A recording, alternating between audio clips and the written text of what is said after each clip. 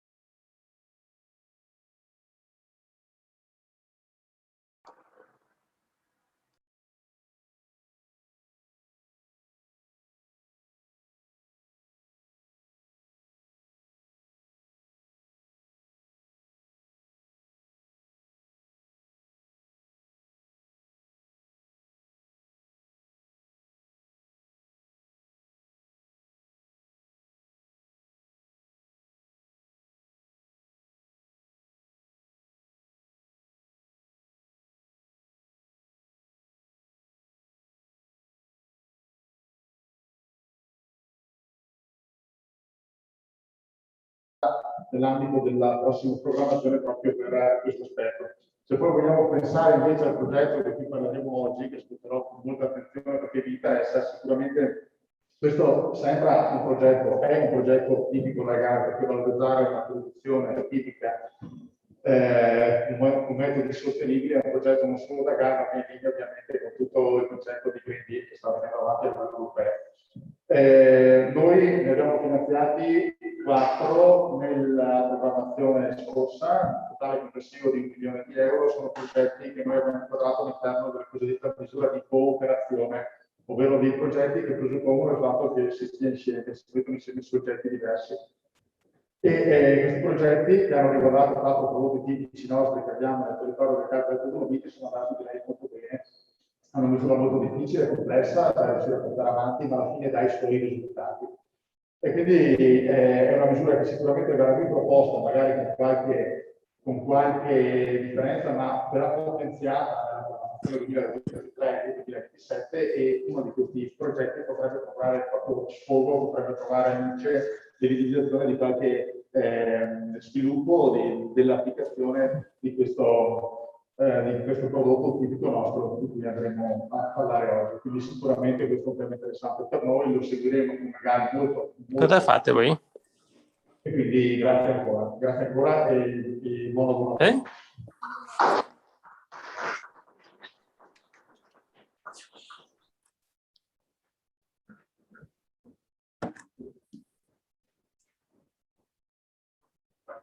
Bene, grazie al rappresentante appunto del GAL, del Comune di Alpago, ma anche dell'Unione Montana per Oscar Facchini, quindi c'è veramente tutto l'Alpago qui, ecco, che comunque crede ci tiene a questo tipo di progetto di sviluppo per il territorio.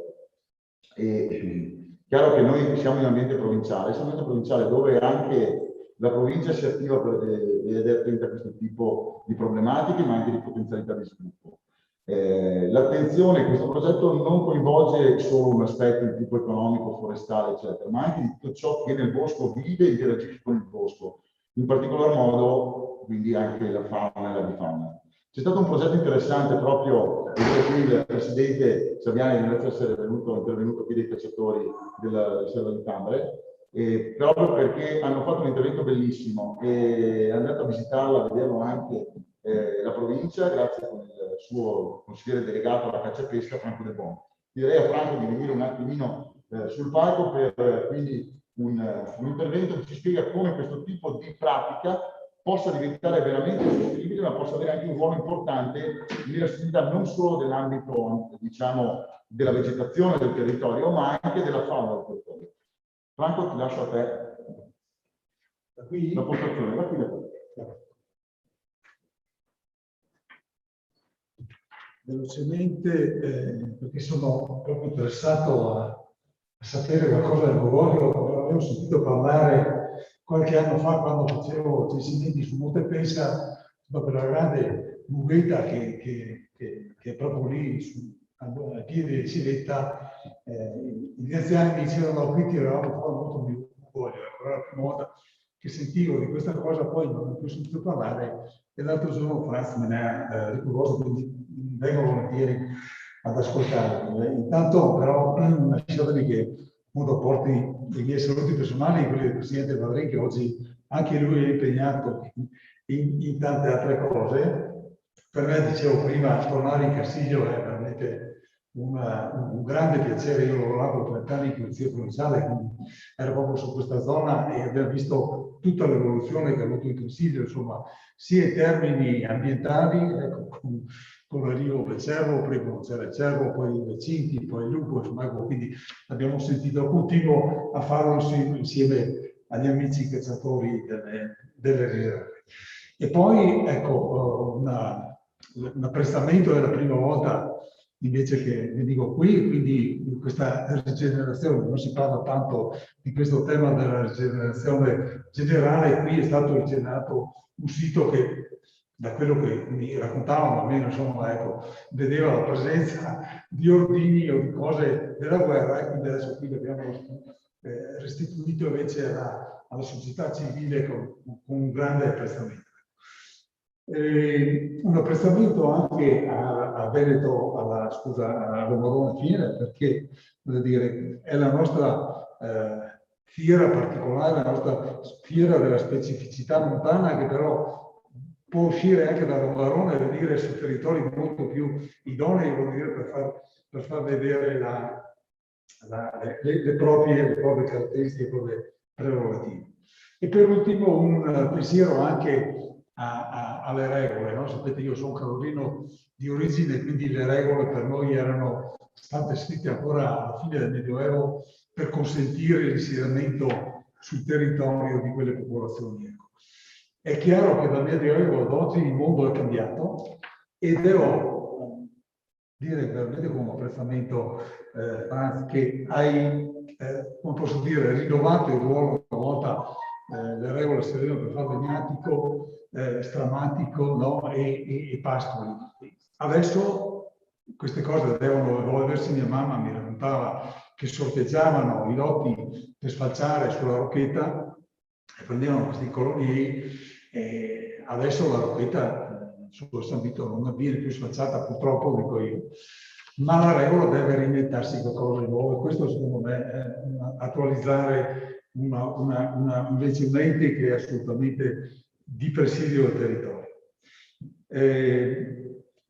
Quindi del Mugoglio non dico nulla, non so nulla, però posso dire qualcosa che invece ha molto a che fare con il Mugo.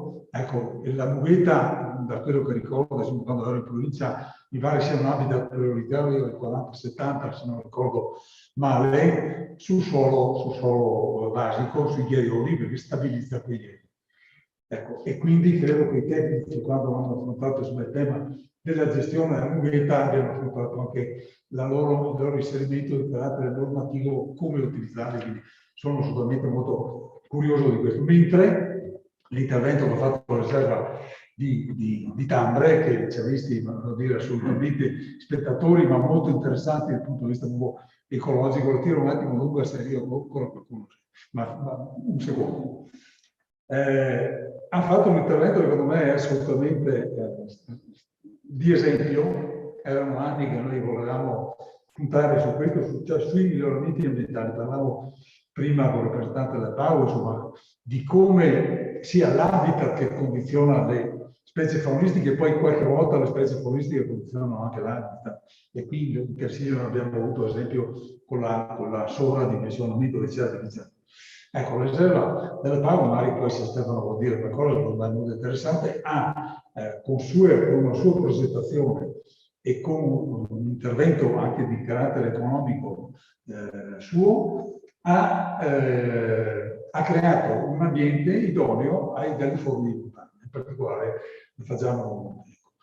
Veramente questo poi l'abbiamo messo all'interno della nostra partecipazione a Caccia Pesca e Natura, e quindi a breve lo troverete sulla stampa, se lo vorremmo diffondere, ma questa è veramente una buona pratica per due valori secondo me importanti. Uno, il ruolo del cacciatore nel 2021, che non è più il ruolo di quando andava a caccia mio zio, che era nato prima della prima guerra mondiale, quindi aveva titolo fame, e qualsiasi animale che gli dovesse capitare a tiro doveva portarselo a casa, perché erano proteine che servivano alla famiglia. Adesso il cacciatore diventa gestore di queste faune, e gestire un bene, sia fauna sia l'uovo, significa dargli valore, altrimenti quei aranci là erano solo delle piante che intralciavano quando scendevano in mezzo al sentiero il passaggio degli uomini. Ecco. Quindi veramente il tema che ha fatto Stefano, quello che avete fatto anche voi oggi,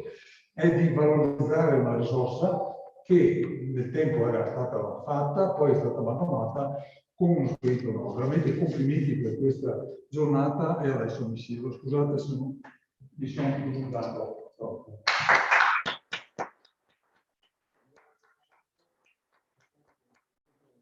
Dal punto di vista tecnico per 30 anni l'ambito, e quindi siete personalmente preparato. Tant'è da fare sul ruolo politico ma tecnico adesso per quanto riguarda la provincia, validissimo.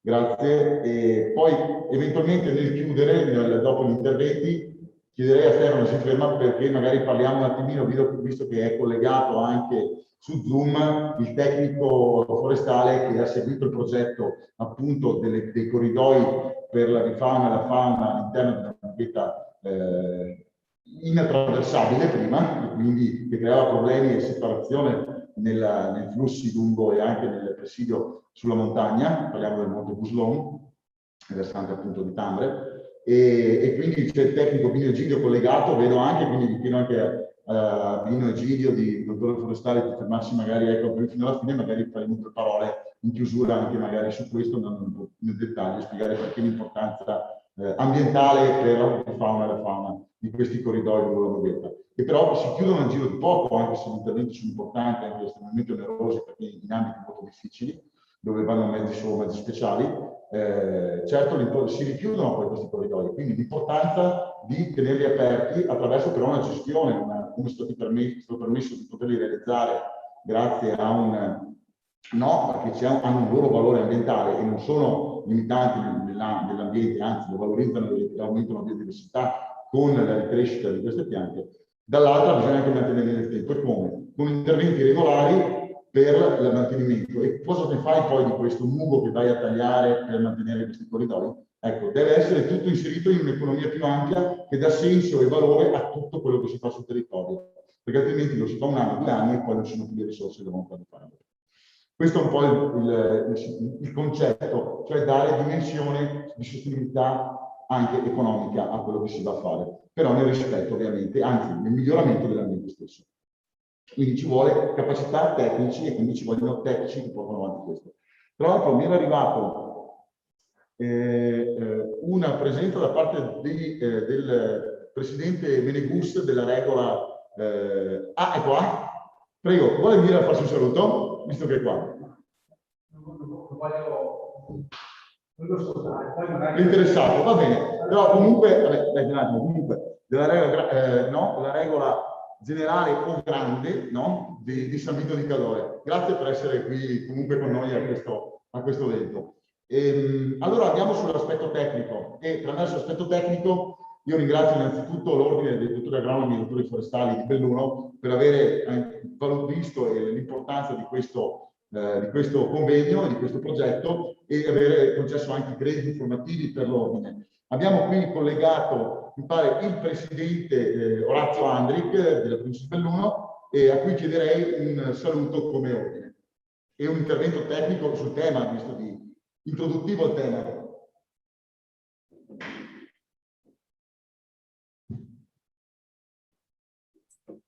Mi sentite?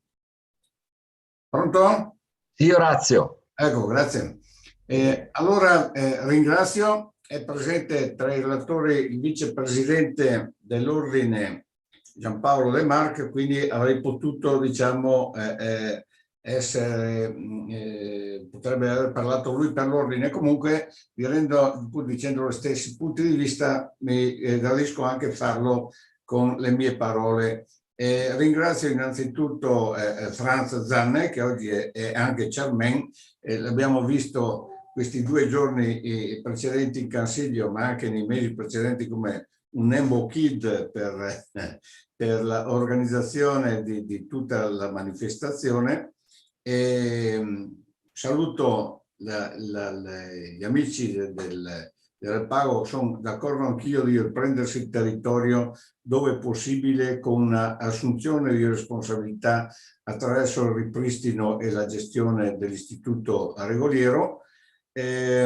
Ricordo in gioventù alcuni episodi in quel territorio, quando ho fatto il primo piano di Tambre e c'era da ricercare i confini nella zona del Fratte a Pian di Tac su per il Guslon e altre volte per le maghe sul Venal Roncadin, il Venal di Funes Montanese, eccetera. Ricordo anche una volta che con un amico abbiamo trovato una pecora nera nella zona di Pian Formosa che si era persa, cioè episodi della giovinezza che ricordano però questioni quasi bibliche. Quindi comunque conosco l'estensione delle mughette in Alpago.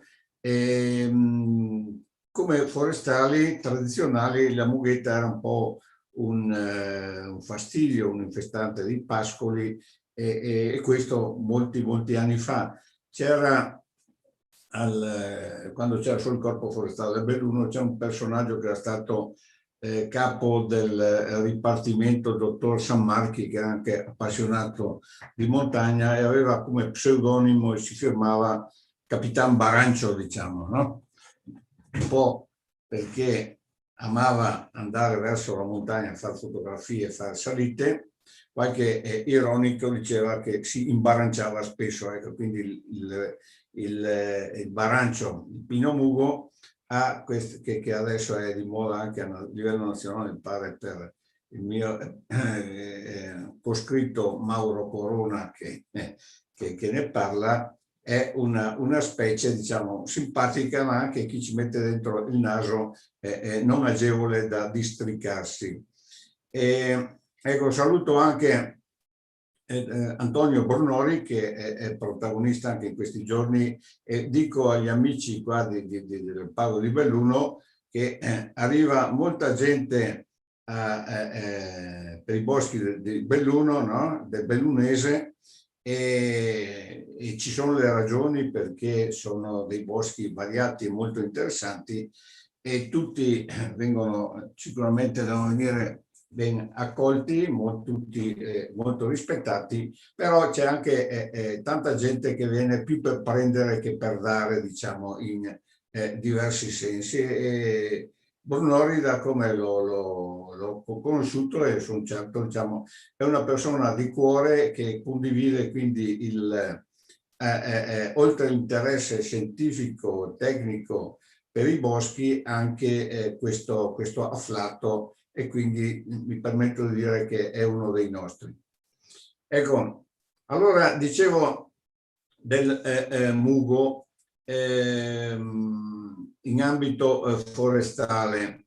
Negli anni 30 erano stati fatti dei tagli abbastanza rilevanti in alcune aree di mughetta, soprattutto nell'area cadorina. Magari Martini Barzolai che ci sente potrà in seguito fare qualche osservazione, e gli effetti si vedono ancora molti anni dopo. Erano partiti dall'idea di fare dei tagli di tipo successivo che però non hanno avuto grandi risultati. Quindi l'aspetto economico delle mughette, che in periodo di autarchia era non trascurato, qualsiasi cosa che potesse avere una valenza produttiva veniva presa in considerazione, e evidentemente si è perso. Quando con soprattutto il professor Del Favero, che è Calorino, che è il professore di silvicoltura e assestamento, molto bravo, ho partecipato, oltre che un amico carissimo, diciamo, a questa avventura dell'equipe che ha formulato le prime tipologie forestali nel Veneto e le prime poi in Italia. Nel perfezionamento di queste tipologie, quindi prima era del 2000 e del 1989, nel 2000 state stabilizzate definitivamente le tipologie e le mughete sono state considerate bosco a tutti gli effetti, e questo quantitativamente sì, anche a livello nazionale, però abbiamo dato anche un contenuto culturale con l'identificazione di 4 tipologie, quindi pinete, macroterme, mesoterme, microterme, di cui parliamo oggi sono macroterme e in parte mesoterme. Sulle microterme, che sono quelle della zona più alta, non so, Cortina, tanto per dire, ci sono 2 tipi, basifili e acidofile, perché lì influisce anche il terreno e si vede anche della vegetazione erbacea in maniera consistente. Poi ci sono interessanti mughette dal punto di vista scientifico, ma sono anche tipologie forestali, quindi per la gestione delle mughette a sfagni che sono in alcune zone del Cadore, compreso anche l'area di San Vito, di cui è stato sindaco l'assessore De Bon, che ha illustrato molto bene alcuni aspetti di interesse per la relazione bosco-fauna. Poi ci siamo trovati le mughette come un habitat prioritario. Questa è stata un po' una curiosità difficile anche a far digerire alla gente comune delle montagne, dove il Baranci un bosco per morire invece che erano importanti, perché a livello europeo di mughette non ce ne sono tante. E quindi nell'utilizzo bisogna fare ragionamento anche bilanciando questi due aspetti, soprattutto nelle zone che sono classificate SIC o ZPS, quindi per le relazioni con soprattutto l'avifauna. Oggi ci troviamo a immaginare un interesse di utilizzo anche in una prospettiva, mentre da una parte positiva c'è anche una un po' negativa, perché nei nostri bei boschi della provincia di Belluno abbiamo avuto quello che sapete Vaiga, però è quello che io ho chiamato, diciamo, uno spettro si aggira nei boschi soprattutto dell'Alto Correvole, no? Riprendendo il manifesto di Marx Engels del 1847. Questo spettro è il bostrico e non è soltanto uno spettro, un fantasma, ma è una presenza reale che si è espansa in maniera terribile nel giro di poche settimane di questo centro estate. Ecco, ieri l'altro, stando in Cansiglio, stando in Alpago, questo non si vede, per fortuna, perché c'è Fagio, perché è stato possibile, più facile recuperare subito degli schianti da cui partivano le infestazioni, e però questa riduzione del potenziale forestale in certe zone a lungo tempo ci costringerà anche a pensare dico i forestali, il cui cuore reggerà dopo questo evento, quindi probabilmente non è per me, che non so se reggerò, ma di pensare anche a altri usi di valore qualitativo, non certo quantitativo. E per questo non è che mancasse uno spazio concettuale. Chi fa piani di assestamento sa che nella Regione Veneto c'è un capitolo 15, dedicato ai prodotti secondari del bosco, e che all'inizio erano un po' funghi, poi usi turistici. Chi ha anche la possibilità di creare prospettive di questo tipo, del mugo, mugoglio, eccetera, ha uno spazio per farlo. Sappiamo che, ma penso che per le state delle iniziative nell'altipiano reservo, sono consolidato nella zona dell'Alto Adige, diceva anche l'amico Broll che della provincia di Bolzano hanno fatto esperienze molto serie sul tempo.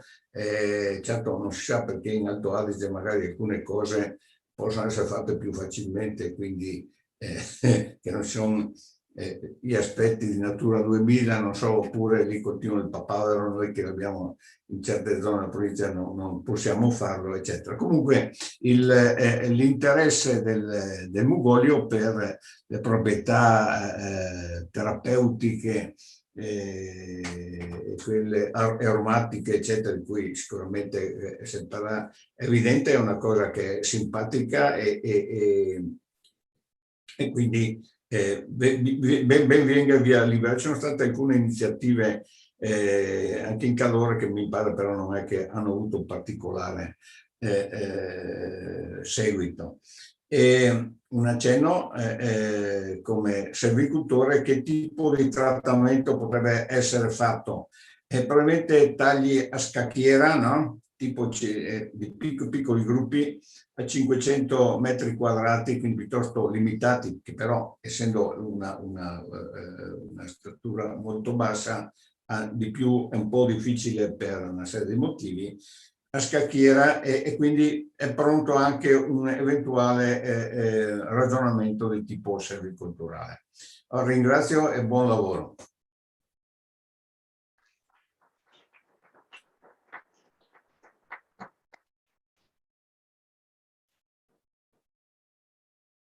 Bene. Grazie Orazio, sempre prezioso. Hai tirato in ballo tante cose interessanti, proprio che fanno parte proprio di alcune questioni particolari. Tu dici in Alto Adige è più facile fare certe cose. Sì, lì c'è un'autonomia che ha ovviamente una legislazione primaria su tanti aspetti. Diciamo, l'istruzione, loro lì l'istruzione la gestiscono come vogliono loro, perché c'è una legislazione primaria, qui non c'è. Quindi c'è una vicinanza, una conoscenza del territorio maggiore. Ecco che ma lì c'è un tavolo su questo in cui proprio la provincia di Belluno sta lavorando insieme a Sondrio e UCO proprio per lavorare per una montagna che possa gestirsi da vicino con chi conosce veramente il territorio. Ma anche di questo se ne è parlato nel Forum delle Culture di Montagna, se ne è parlato in Pesca-Natura, se ne è parlato in tanti momenti anche proprio con la provincia di Belluno all'interno della fiera, che è sempre veramente, come diceva Franco, un'espressione vicina e ti ringraziamo per ospitarci qui oggi assolutamente sul momento di cultura, ovviamente questo bellissimo scenario dell'hangar ex base di missile nucleare proprio appunto per appunto del territorio, quindi un'espressione che vive il territorio e cerca di crescere insieme al territorio, si mette al servizio del territorio. Quindi grazie anche al Presidente Gianangelo Bellati per questa grande opportunità di essere qui oggi. Insomma. In questo senso poi c'è un altro tema che è dato in ballo, appunto lo sviluppo, sia da Franco che da te avete parlato di regole, e appunto come appunto il lotto si girava per andare a tagliare un pezzo di prato in cima a una prova. Questo era un po', no? E quindi a sorteggio si aveva la fortuna di poter andare col faldin a sfalciare in cima a una montagna dove oggi solo andarci sembra un'escursione che serve alla guida, insomma, questa escursionistica, se non alpina. E questo era allora perché si viveva veramente di tutto quello che poteva il territorio e c'era difficoltà. Perché nascevano le regole? Proprio per dare garanzia, grazie alla comunità e quindi alla mutua sinergia, al mutuo soccorso e alla gestione del territorio insieme, popolata, dare sostenibilità e quindi garantire il futuro della comunità stessa, quindi di chi vi insisteva.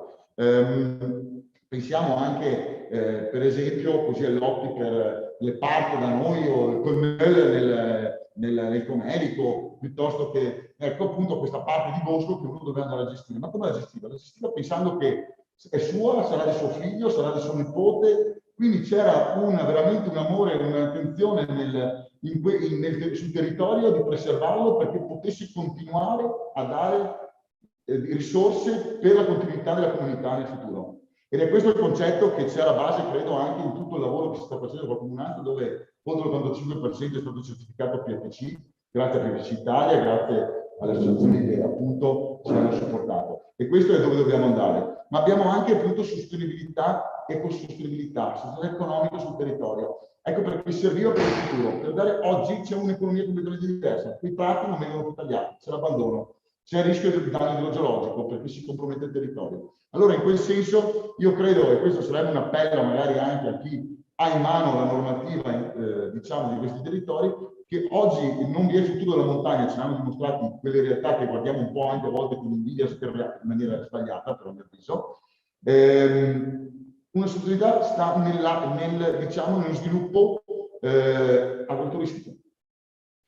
Quindi oggi senza turismo la montagna non vive di se stessa, fondamentalmente. L'agroturismo è un elemento fondamentale, quindi bisogna permettere anche alle regole, non con leggi speciali, temporanee, eccetera, ma di pensare anche a un futuro di crescita di questo tipo. Ovviamente sempre sostenibile, ovviamente sempre preservando il territorio. Anzi, forse le regole sono quelle che possono dare un modello veramente sostenibile e di garanzia del territorio di uno sviluppo turistico della montagna, perché c'è appunto questo attaccamento al territorio, questo amore per la terra gli dà la sussistenza negli anni, nei secoli. E questa è veramente atavica perché è un'appartenenza, un senso di appartenenza e di amore e di gestione del territorio, dove la domenica si va a pulire, anche se non porta nulla, ma si va a pulire, si va a sistemare le strade, si va a mantenere in ordine il territorio, proprio perché è una cosa che ci tramandiamo da generazioni. La prima regola riconosciuta, diciamo, ecco, con la legge del 99, appunto con la legge regionale, è stata la regola del fine spesa del Mario Monini, che ha nel suo statuto fondamentalmente per il richiamo appunto a quella che era la sua Costituzione, che è nel 1280, quindi andiamo veramente a secoli di storia che è nelle nostre famiglie fondamentalmente e che si è tramandata nelle nostre famiglie. Ma in tutte le regole comunanze ce n'erano molte, oltre trentina di regole solo nella realtà dell'Alpado. E quindi rappresentano un modo di gestire il territorio vicino. Quell'autonomia che forse si richiama anche a livello provinciale, ma che si può richiamare anche a livello locale, con i giusti gradi di armonizzazione, per garantire chi è vicino, sa dove è il problema, lo vede subito. Il presidio che diceva prima dei cacciatori, che vivono nel territorio tutto l'anno e ti avvisano subito se c'è un problema e quindi ti permettono di preservare il territorio. Detto questo, io chiamerei qui per cortesia, ecco, ad avvicinarsi Elenio Tona. Elenio che è della regola del Monte Salatis, che da alcuni anni ha iniziato a studiare la Nubieta, a cercare di portare avanti, valutare questo tipo di progetti, proprio perché c'era una storia, soprattutto in particolar modo nella Val Salatis. E lui ci racconterà questa storia, ci ha raccontato delle slide, delle immagini. Ti chiedo di venire qui perché sei più visto meglio, per favore, così io intanto avvio la trasmissione. Buongiorno a tutti, spero si senta. Io sono Elenio Tona, sono appunto appartenente regoliere della regola del Monte Salatis, semplice appassionato di cultura e territorio delle nostre zone. Sono stato chiamato in causa qui per una piccola relazione storica in merito a una storia che è accaduta proprio nel nostro paese a cavallo tra gli anni 20 e gli anni 30 dello scorso secolo. Possiamo partire con un slide. Ecco, di regole se ne è già parlato ampiamente, siamo più o meno tanti regolieri anche qua dentro, quindi non mi dilungo su cosa è la regola e cosa non è. Parliamo appunto di Mugoglio. Il Mugoglio è un estratto che deriva appunto dalla lavorazione della pianta di pino nugo.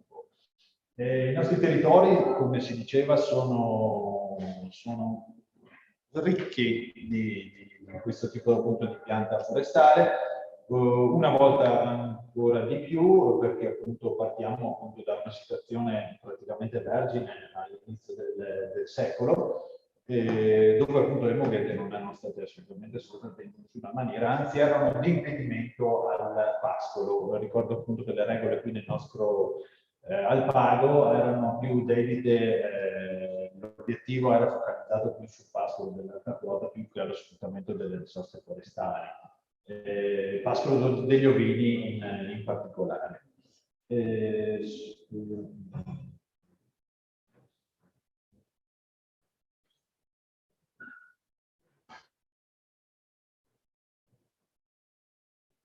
Non va avanti. Cioè, va bene, vi parlo di appunto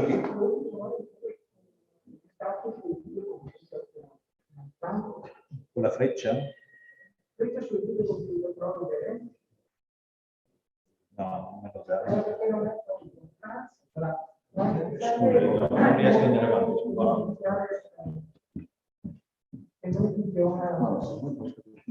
Questo deve andare avanti, però adesso dovrebbe funzionare il presente, prova. Ok, perfetto. Bene, questa è solamente uno scorcio del simbolo della nostra regola del Monte Salatis, che fa capo a due frazioni, Lamigiano e Molini. Gestiamo territori che vanno dagli 800 ai 2200 metri, quindi abbiamo tutta una serie di vegetazionale importante. Ecco, il mucoio è una miscela praticamente di oli essenziali. Questa pianta in medicina si usa per balsamico e disinfettante. Leggo perché non ho studiato medicina e quindi ho preso alcuni appunti appunto dalla parte farmaceutica medicalistica. Ha proprietà diciamo di disinfezione delle vie respiratorie. Si estrae dalla pianta con un semplice metodo di estrazione a vapore in corrente continua. Non è una distillazione, molti pensano che il mugoio sia una distillazione, non vengono sviluppati alcol durante appunto questa lavorazione, ma è semplicemente un'estrazione meccanica. Si usano le parti terminali appunto della pianta, le cosiddette fronde, che già questo termine viene usato una volta, per capirci 50-60 centimetri di cima. Sì, no, questo è molto alto, quindi non riesco a prendere bene. Ok, allora facciamo piccolo. Questo lo sfruttiamo un attimo. Ok. Sì, diceva, si utilizzano solamente le ultime parti, le parti sommitali della pianta. Sappiamo che è un arbusto e quindi questo materiale, una volta portato dove si andrà a lavorare, viene sviluppato, viene triturato e immesso in silos, generalmente piccole o medie dimensioni, all'interno del quale viene sparato del vapore a pressione a 110-120 gradi, in maniera tale che il vapore, passando attraverso il trinciato di mugo, riesce a estrarne l'olio. Questo vapore misto olio che ne esce dal silos verrà poi fatto condensare e per la fase finale separato attraverso un semplice separatore. Sappiamo che l'olio galleggia sull'acqua, non è molto facile, insomma, questo ciclo produttivo. Si diceva, ecco, le proprietà le leggo perché appunto, ripeto, non è il mio campo. Le proprietà sono balsamiche, espettoranti, antinfiammatorie, antisettiche e diuretiche. È un rimedio ideale per affezioni delle vie respiratorie, quindi raffreddori, riniti, laringiti, trachiti, oppure per i bronchi, quindi asma, tosse, bronchite e affezioni ai polmoni. L'impiego appunto che se ne fa di questo olio, che di solito appunto si presenta in una bottigliettina, che ringraziamo tra l'altro Bertida e la fabbrica in Val Salentino dei Thaler per non averci concesso queste foto, perché tra l'altro foto ce ne sono molte che girano sugli impianti. Sono queste due realtà in Alto che lavorano tuttora il buco. Diciamo si presenta in boccetta, è in soluzione acquosa, molto diluito. L'olio di buco purissimo è raro trovarlo e costa moltissimo, tra l'altro, visto tutta la fase di lavorazione a cui deve andare pronto. Si utilizza tramite fumigazioni, inalazioni, sintetizzate nella cosmesi, tra l'altro, frizioni per reumatismi, contratture muscolari e disturbi circolatori. Quindi ha un'ampia gamma di utilizzo e si possono fare addirittura anche dei bagni manuali e dei con il trinciato caldo che esce dalle caldaie del pino mugo. La nostra storia la facciamo partire, sperando di fare più veloci possibili, dal 4 luglio 1924. Siamo a Lamosano, viene inaugurata una teleferica. Allora, questa teleferica collega, se notate la linea sull'antica cartina, la Salatis con l'abitato di Lamosano. Questa teleferica è una vera opera ingegnosa per l'epoca, ripeto sempre nel 24, e sembra sia nata autonomamente, cioè in maniera appunto distaccata dalla produzione di Bugorio che verrà dopo. Cosa succede? I regolieri avevano bisogno di pascoli in alta quota, appunto di allargare i pascoli in alta quota per favorire appunto il pascolo degli ovini, e quindi hanno cominciato a tagliare, la chiamano proprio foresta di pino mugo. Al loro posto, appunto, una volta tagliato il pino mugo e portato a valle tramite questa teleferica, venivano piantati anche dei larici per eventuali approvvigionamenti futuri di legname da opera. La teleferica, diciamo alcuni numeri, era lunga ben 7 km, quindi un'opera veramente importante per l'epoca. Faceva un salto di 850-900 metri di dislivello, quindi anche questo è un dato importante. Riusciva a trasportare 120 quintali di legna al giorno, per una spesa totale della società di Salatis, una volta non era regola, è stata poi declassata società prima da Napoleone, poi dal regime fascista, si chiamava appunto società di Salatis. Appunto impiegò ben 70.000 lire, che penso che per l'epoca sia un notevole impegno economico, e con appunto l'obiettivo che questa teleferica potesse funzionare per 8-10 anni. Così sarà, anzi ne funzionerà per 12 anni. Diciamo che queste informazioni, tra l'altro, ho avuto la fortuna di raccogliere da un testimone anche lavorativo, tra virgolette, che ha lavorato a Salatis, un signore anziano del nostro paese che adesso non c'è più, che comunque ci ha fornito appunto anche dei dati, nonché dal registro parrocchiale di Lamosano, dove appunto le note sul Bugorio sono abbastanza scarse, segnate appunto e trascritte da Don Giovanni Menebus, dove si riportano appunto alcune notizie anche importanti. Abbiamo anche un articolo dell'Amico del Popolo del 1925, quindi un anno successivo, dove si attesta il funzionamento di questa teleferica.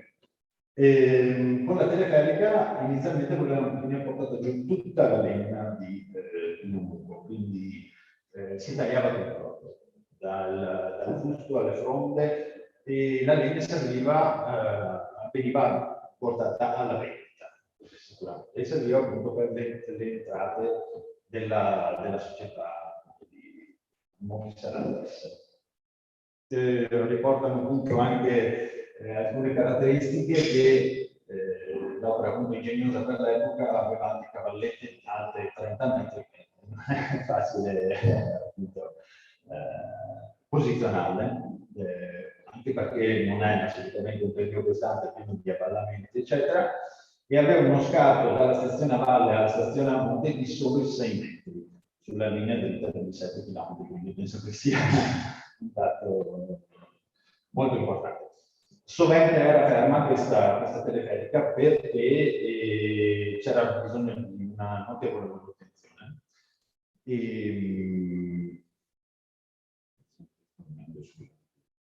Indietro. una costante manutenzione dei rulli sulle cavallette, sui piloni che si usiravano moltissimo con la passata della cotta d'acciaio.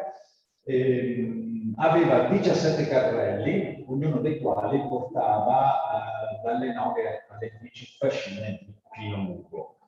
Ogni fascina pesava circa 20-25 kg, quindi se un carrello poteva portare sui 2 quintali, 2 quintali e mezzo. La forza motrice in realtà non esisteva. La forza motrice era la gravità. Ci racconta appunto il nostro testimone che lavorava su, che caricavano i carrelli a monte, li lasciavano scendere a valle, e quella era la forza motrice. E i carrelli nella risalita appunto risalivano appunto per il peso dei carrelli in discesa. Quindi non c'era assolutamente nessun motore né a valle né a monte.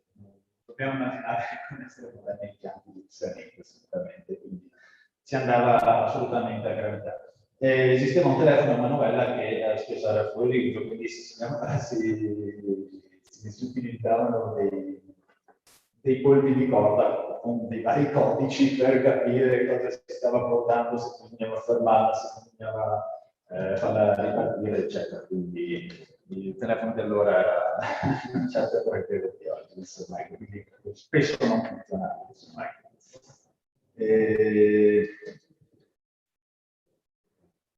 Ecco qua.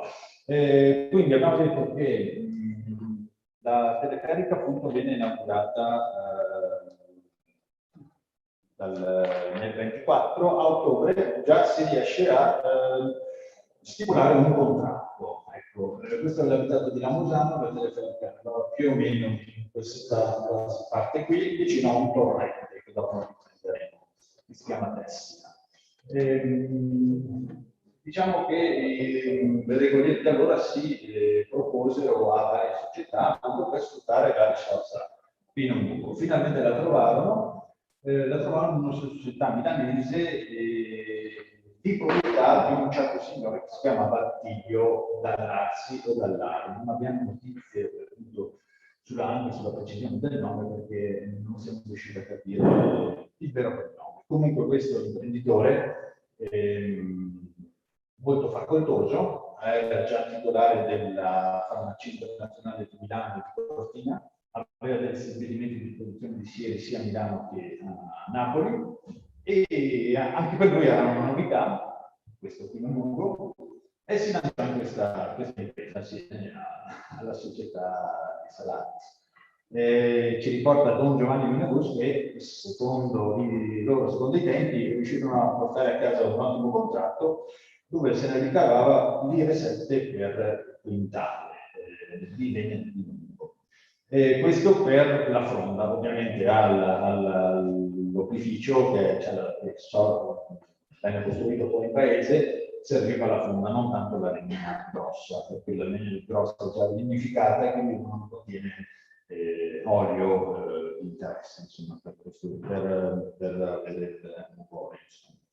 Ecco, l'anno seguente nasce, queste sono sempre fotografie tratte dall'opificio Thaler in Val Salentino, che però rendono bene l'idea di come poteva essere in quegli anni la costruzione. L'opificio nasce dove era la stazione di base della teleferica in paese, interamente o per la grande totalità in legname. Solo una piccola parte era in cemento armato che doveva sostenere gli allargamenti. Questo impianto fu fatto veramente in maniera rapida, se ne occupò di persona Attilio Dall'Arsi e nominò, come vediamo dalla slide, Luigi Don Antonio, un ragioniere giovane, descritto Don Giovanni Menegus, di notevoli aspettative e competente. E quindi ne diede subito la direzione appunto del laboratorio, dell'impianto di estrazione, nel chiamarlo, con un certo di distillazione. Quindi già a giugno del 1925 si distillava, si estraeva mugorio. A novembre si chiude la stagione, la prima stagione di produzione del mugorio. Ecco, nasce appunto alla sinistra della Tessina, quindi della frase sotto riportata, perché la Tessina fornisce sia acqua che funziona anche da discarica. Adesso vediamo un attimo l'impianto come era concepito per i tempi, perché appunto era costruito, ripeto, in gran parte in legno, quindi doveva essere ben calcolato, ben dimensionato.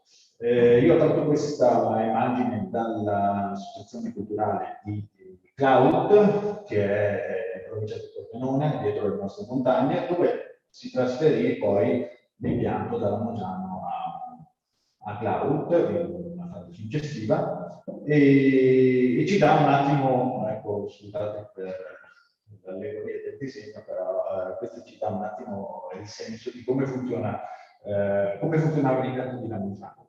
Le fascine arrivavano dalla stazione del Valle, all'ufficio, venivano trasportate prevalentemente dalle donne del paese e praticamente poste slegate e messe dentro una treccia, la treccia che è quella su in alto a sinistra. Era una treccia ad elettrico, novità per l'epoca, ovviamente, che sminuzzava la fronda ripeto, serviva solamente la fronda.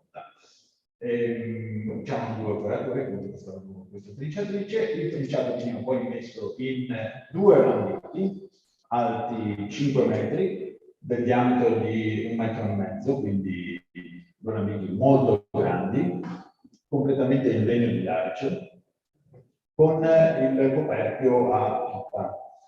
Aveva dei galletti appunto per serrare il coperchio a pipa sugli alambichi, e su questi alambichi venivano sparato, appunto, come si diceva prima, del vapore ad alta pressione, 110-120 gradi di temperatura, pressione non la sappiamo, sinceramente, comunque si spara dentro a pressione.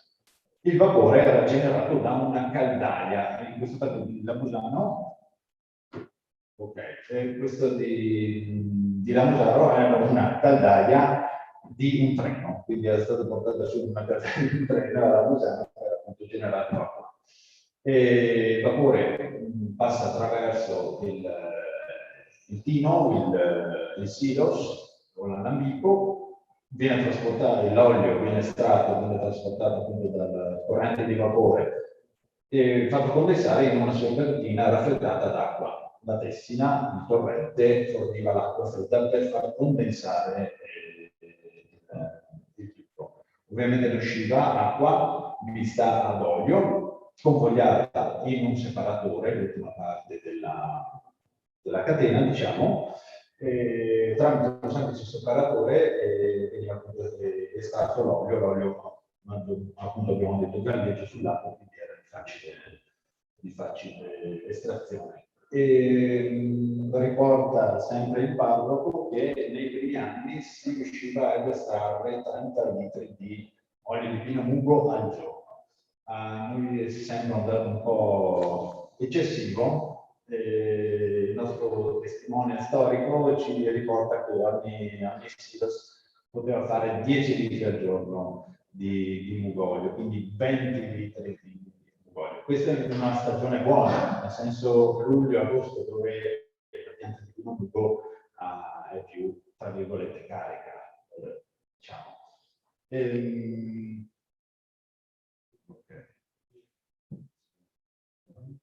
Ok. L'approvvigionamento ovviamente avveniva in Basalatis, la nostra valle della Rega, e diciamo non era sempre un approvvigionamento felice e comodo, assolutamente, alcune zone erano veramente scomode.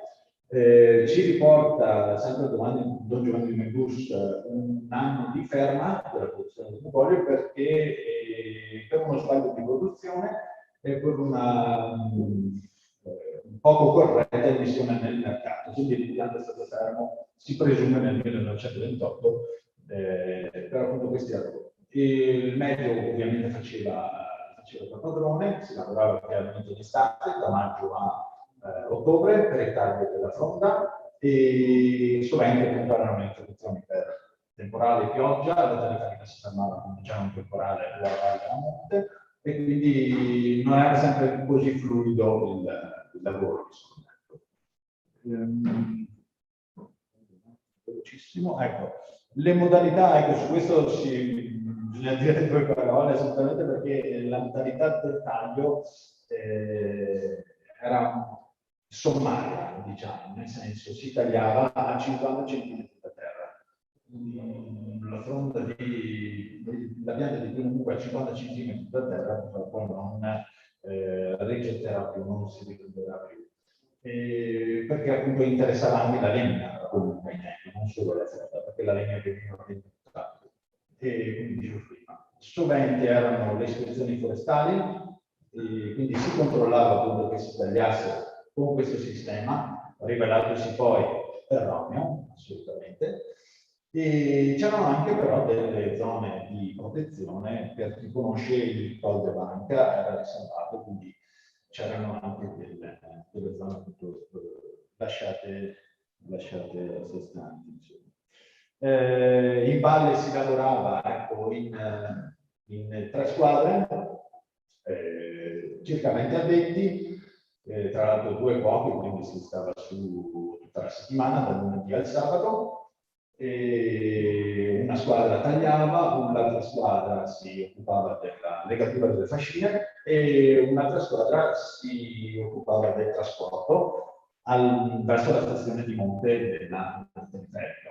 Venivano usati sia fili a sbalzo, temporanei ovviamente, e anche ovviamente il trasporto a mano oppure con la classica carrozza per noi che è la slitta.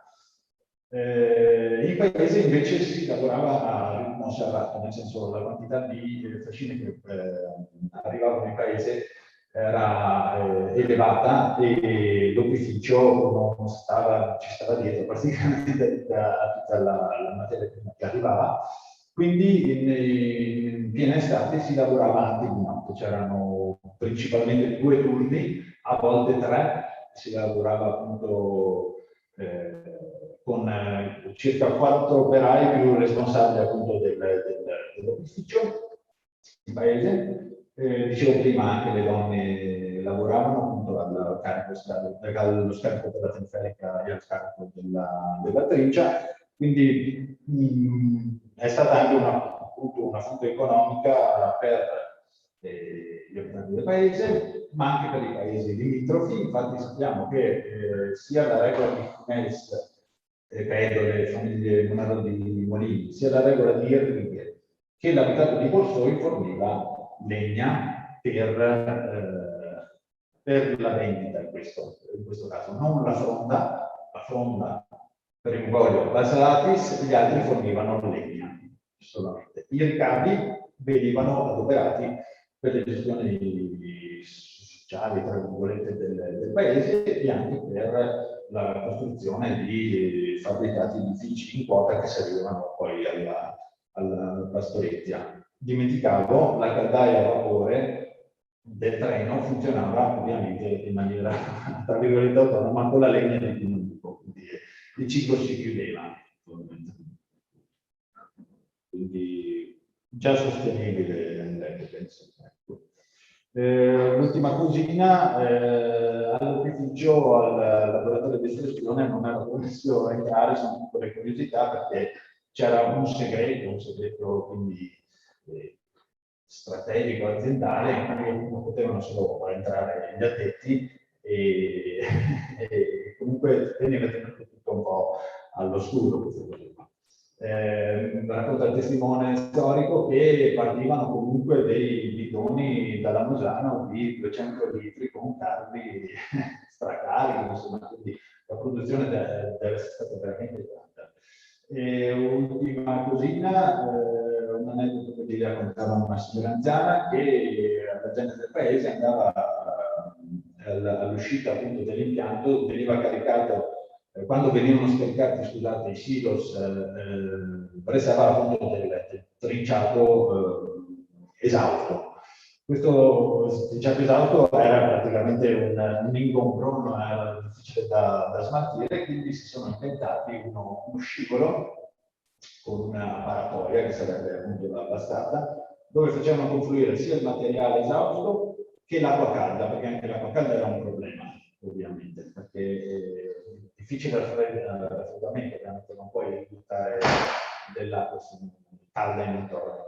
E quindi lo facevano decantare, a un certo punto aprivano questa parecchia, questa bastarda, e venivano appunto mandati dalle famiglie, tutti i bambini del paese, a raccogliere il residuo per appunto alimentare anche le stufe del paese. Quindi una piccola particolarità così, perché è una cosa appunto che coinvolge comunque tutto il paese. Ho saltato prima, la produzione finisce a novembre 1937, quindi se facciamo un calcolo, da giugno 25 a novembre 1937 sono 12 anni. Si chiude perché manca la materia prima. È stata tutta, diciamo, prelevata, e quindi si cambia orizzonte, si va a Cloud, lo stesso imprenditore. Andando a Cloud apre un altro opificio, ma si accorge in brevissimo tempo che la resa non è la stessa. Un piccolo ragionamento che ho fatto io, ma che appunto diceva anche il dottor Andri prima, probabilmente la diversità del mungo, della Vasaratis, della Valcimoliana o Valcellina meglio, dipende dal sostrato in cui il mungo cresce. Noi abbiamo una natura assolutamente calcarea, abbiamo calcare del Vajont, appena di là abbiamo Dolomia, quindi ha del magnesio, quindi il sostrato è diverso, quindi anche la pianta molto probabilmente è diversa, quindi non rende come nato bene. Ringrazio tutte queste persone qui e grazie a voi per l'attenzione.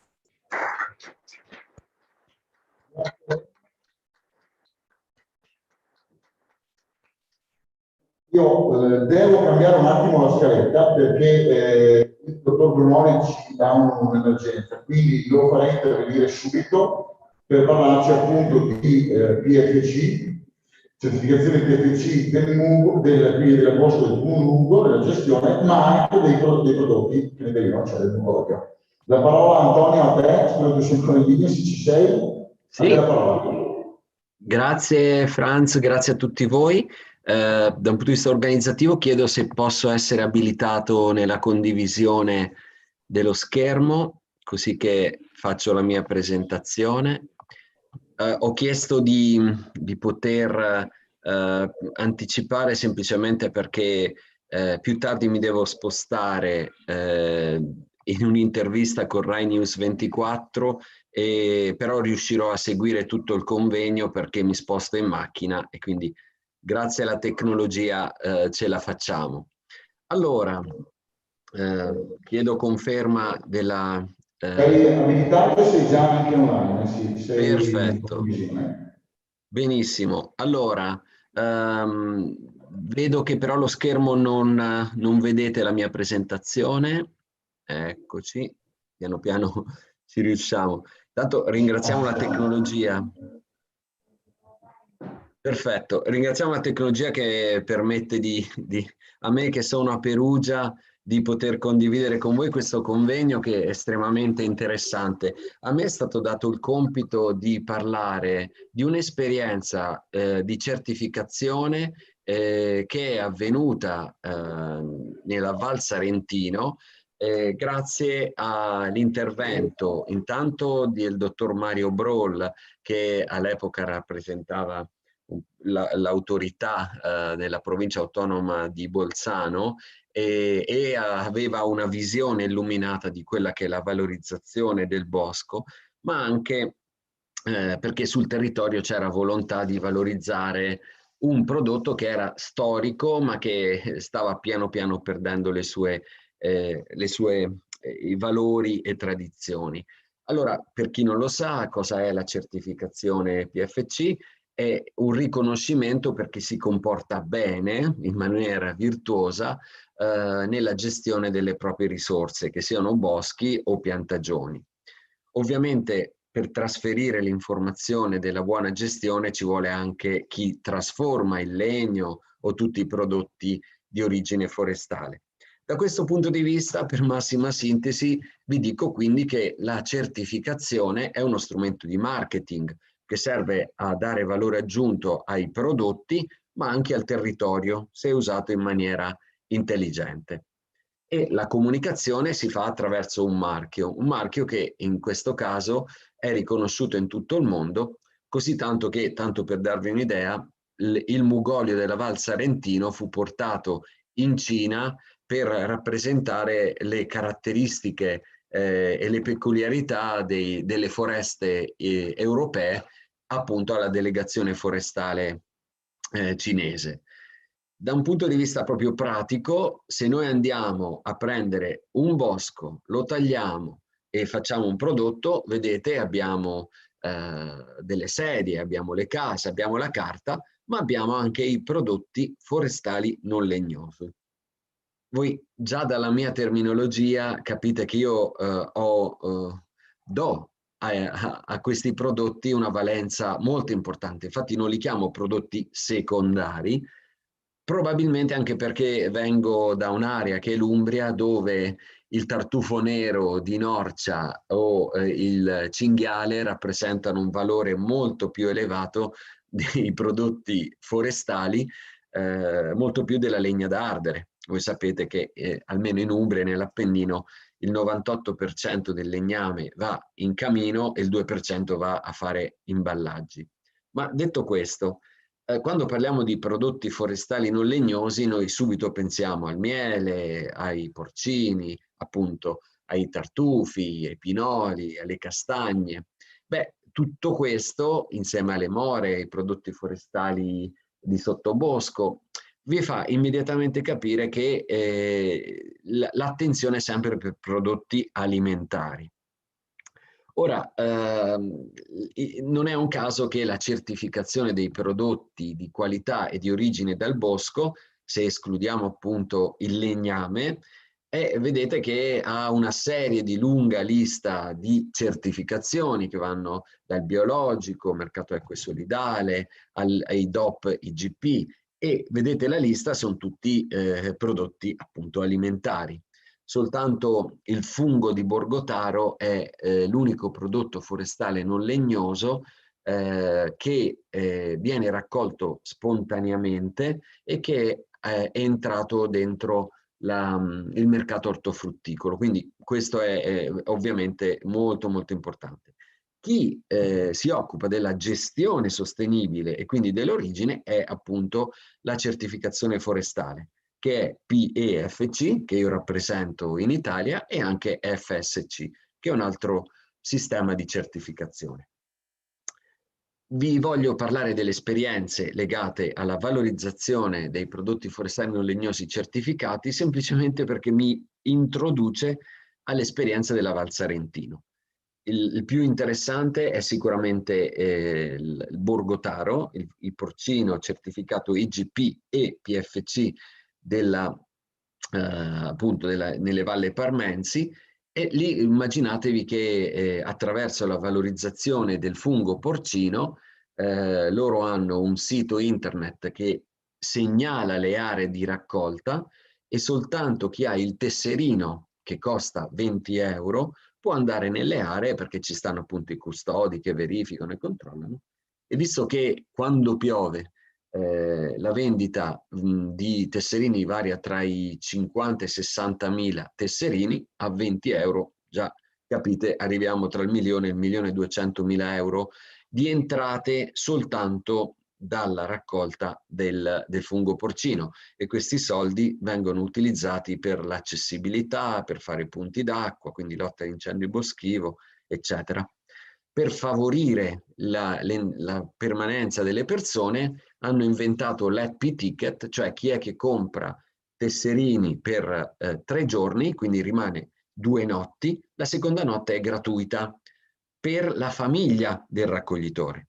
E questo perché l'indotto è talmente elevato in acquisti di pane, giornali, prodotti del posto, che sono tutti contenti. Tartufo bianco di Muzzana, un altro prodotto forestale non legnoso certificato, hanno fatto un festival del tartufo e dopo la certificazione, che è uno strumento di marketing appunto, è raddoppiata la presenza delle persone. Per rimanere nella nostra zona, ringrazio Orazio Andric per il suo complimento, anch'io mi sento ovviamente del territorio perché ci lascio il cuore ogni volta che vengo, ma soprattutto voglio fornire informazioni per la valorizzazione del territorio. C'è l'esperienza fatta al Cansiglio del miele di melata dei Rigoni di Asiago, sempre in foreste gestite in maniera sostenibile ovviamente. Altro esempio è la valorizzazione degli animali che vivono in bosco, questo è in Spagna. Vedete il jamón iberico che costa 120 euro al chilo, è perché c'è alimentazione di ghiande in un bosco gestito in maniera sostenibile. Vedete, estremamente interessante. L'ultimo esempio è quello della birra certificata, che ha una caratteristica molto simile a quella del Mugolio, è in un territorio, utilizza componenti delle piante, cioè aghi o corteccia, rilascia la resina durante il processo di fermentazione e ha vinto il primo premio per le birre anglo-americane, classe 4, nel 2012. Era una birra buona, però aveva il marchio PFC che nei giudici ha richiamato, ecco il marketing, la percezione di un bosco, quindi di prodotto organico, pulito, silvestre, e quindi ovviamente ha catturato l'attenzione e ha avuto il premio. A questo punto parliamo di valorizzazione del Mugolio e Val Sarentino, perché grazie a dottor Mario Brolle e dottor Gian Antonio Battistel, uno della pubblica amministrazione, l'altro della Fondazione Edmund Mack, abbiamo potuto sviluppare questo bellissimo progetto dove abbiamo il pino mugo che è diventato olio essenziale, che è diventato strumento di marketing territoriale. Vedete, questo è il libretto dell'Associazione Turistica della Val Sarentino. Nella quarta di copertina c'è, guarda caso, la promozione del territorio certificato PFC con tutte le caratteristiche che c'hanno. Ora, la cosa interessante del Mugolio, appunto, è che è da prodotti di scarto, e quindi dal cippato o dalle cortecce o dalle pigne, che si ottiene il materiale che può essere utilizzato per prodotti salutistici. Dov'è la Val Sarentino? La vedete qua, è ovviamente in Alto Adige, è nella destra Adige, quindi salendo, andando verso il Brennero, poco dopo Bolzano è sulla sinistra, è una valle abbastanza isolata che ha, fra le altre cose, valori enormi ma prezzi bassi, perché tutti vanno in altre zone più pubblicizzate, invece la Val Sarentino, un po' perché è difficile da arrivarci, un po' perché è una scelta della zona, cioè puntare al turismo familiare e non al turismo di elite, i prezzi sono assolutamente favolosi e la natura è meravigliosa. Perché parliamo della Val Sarentina e del Mugolio? Semplicemente perché a fronte, devo ritornare su, a fronte di una gestione dei pascoli prodotti, diciamo, gestiti dall'Unione Agricoltori dell'Alto Adige, che sono anche possessori di boschi, sono tutti certificati PEFC, e loro giustamente dicono il pino mugo è in area SIC, è vero, però sono piante rare, come diceva anche Andrix, se ne trova un po', che però prima che diventa una specie rara il montanaro e il malgaro, è bene che ci sia un equilibrio. E quindi hanno trovato, forse sarà l'autonomia, hanno trovato una modalità di pulizia dei pascoli per fare entrare le mucche, per permettere non soltanto al pascolo, ma anche a chi vive in montagna di rimanere economicamente bene nella zona. Quindi nella pulizia del pascolo il pino mugo viene valorizzato in questa maniera, viene cippato in bosco, come vedete, viene pulito il pascolo, viene da una cippatrice in zona, questo cippato viene portato in distilleria, come è stato spiegato benissimo prima, per azione meccanica viene fatta bollire acqua, il vapore estrae il mugolio e questo mugolio, dopo essere passato per beute, viene separato dalla componente acquosa e viene messo in questi bacinelle, in queste piccole contenitori e poi venduto. Qualche proprietario forestale ha deciso anche di valorizzare quindi non solo l'olio di pino mugo, vedete una bottiglietta da 20 cc viene tra i 3 e i 4 euro, viene messo sugli infusori e viene utilizzato per questioni proprio di salute. Esistono però anche altre modalità di valorizzazione. Prima di tutto il cippato, una volta che gli è stato estratto la resina, è messa in caldaie, perché è un cippato che addirittura non avendo resina incrosta meno i tubi.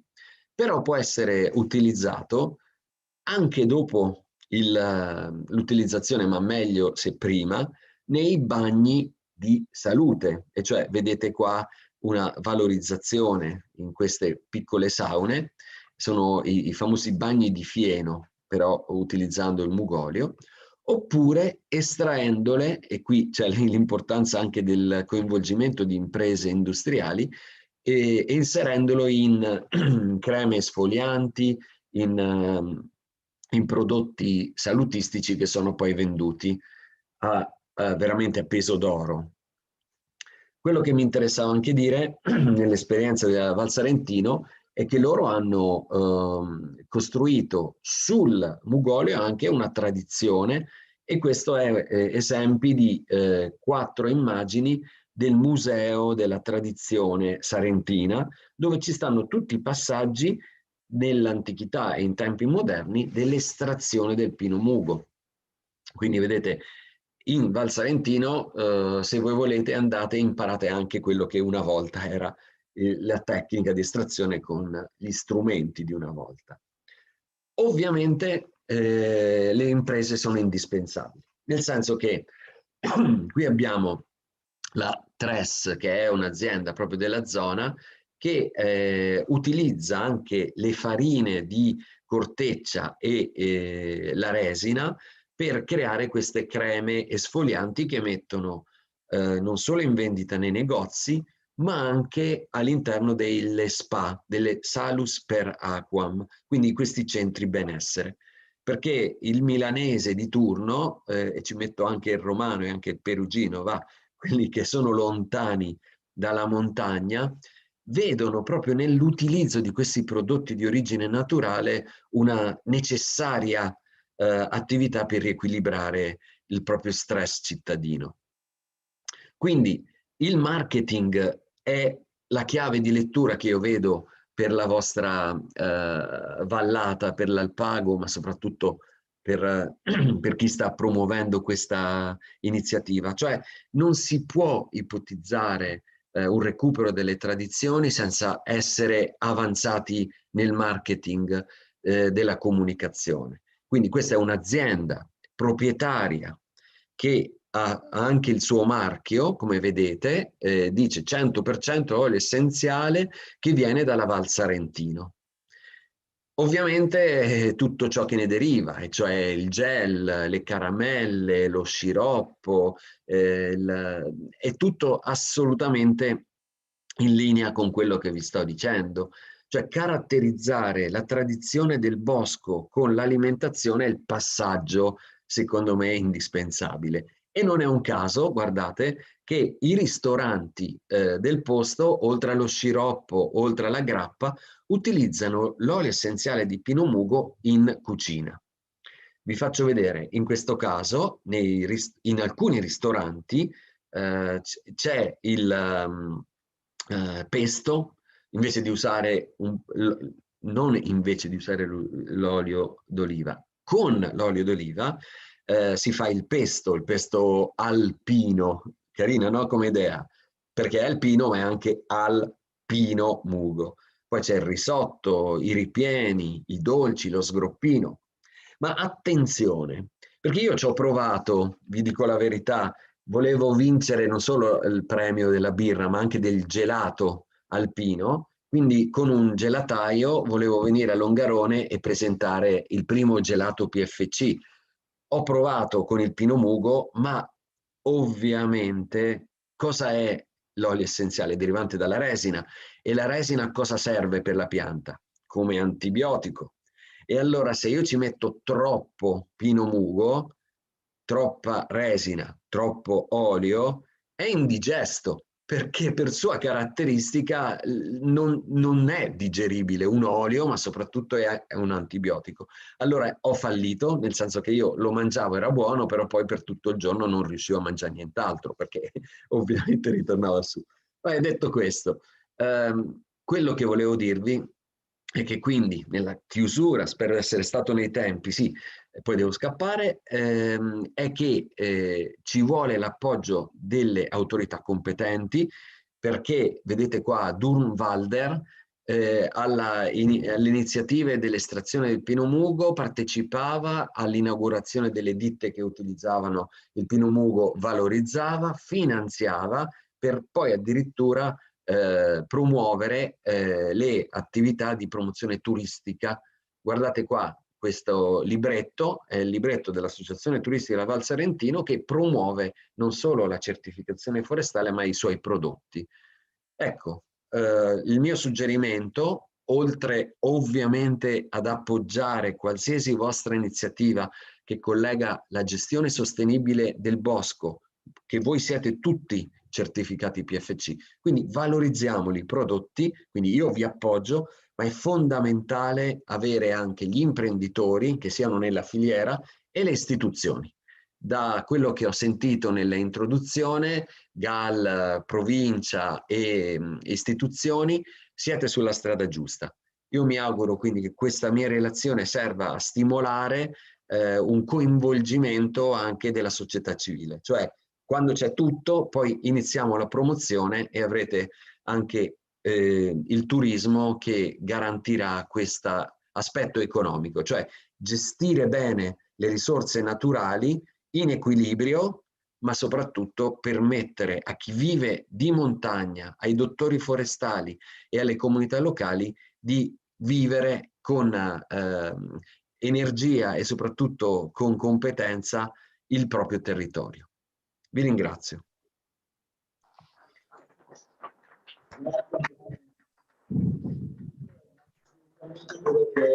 Ricordo perfettamente quello che è il nostro intento e quello che stiamo cercando di fare, e da pochi spunti elementi credo che ci saranno estremamente utili, oltre ad approfittare di quello che è stesso sulla tua collaborazione e il supporto di questa città nel proseguo di questo progetto. Ecco. Io ora devo andare avanti velocemente perché purtroppo abbiamo ancora 10 minuti circa, e quindi lascerei la parola ai tecnici, in particolar modo Giampaolo De Marca, che modererà e porterà avanti la relazione non solo della comunanza, ma anche dei dati che ci sono forniti da te, grazie al prezioso contributo del professor Cavalli e del professor Tripolato. Giampaolo, te la parola. Grazie mille. Quindi vado avanti velocemente. Intanto anticipo una cosa, devo dire che il dottor collega Brunori ha già detto alcune cose importanti, che sono alcune conclusioni più o meno definitive, al quale ero arrivato con il mio ragionamento. Infatti credo che il discorso importante sul mugoio non sia sopra la produzione certamente dell'olio essenziale del pino mugo, ma anche l'indotto che questo può dare. Quindi lo dobbiamo vedere come un processo completo a 360 gradi, cioè una vendita non solo di un prodotto secondario del posto, ma del territorio in cui questo prodotto viene realizzato.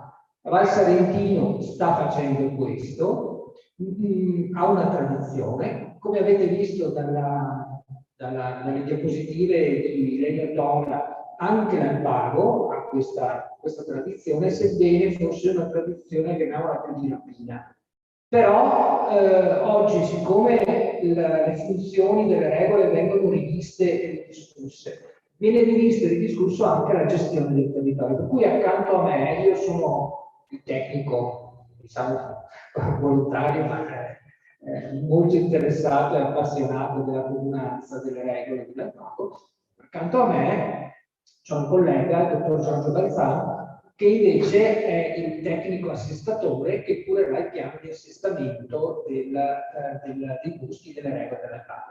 Non è un caso che sia qui a fianco a me, perché la visione che vogliamo dare della nuova gestione del Pino Mugo è una visione assestata. Quindi noi non abbiamo più intenzione di rapinare tutto il buco e poi trasferirci da un'altra parte, come facevano in epoche passate. Noi abbiamo intenzione di gestire la questione in maniera innovativa, perché non credo, Giorgio, per quanto tu sappia, che qualcuno si sia mai messo ad assestare il Pino Mugo fino adesso. Quindi è tutto, diciamo, un binario nuovo per tutti quanti, per la nostra professione, quindi per chi si interessa dei prodotti, di quello che potrà venire fuori dal Pino Mugo, ma anche per chi si deve interessare a fare in modo che questa produzione sia una produzione che duri nel tempo. Allora andiamo avanti. Queste prime diapositive sono un po' la localizzazione storica delle mughette di cui abbiamo parlato prima della Valsaratis, no? E allora vediamo nella prima diapositiva, allora ecco un attimo il puntatore, vabbè, insomma, quella alla vostra sinistra, vedete che quello è diciamo, il territorio assestato delle regole del pago, e più ingrandito c'è il territorio di quelle mughette su chiaione, che erano le mughette che erano state utilizzate all'epoca. Infatti la teleferica partiva da lì, no? Quindi quella era la Valsaratis e quella era le mughette.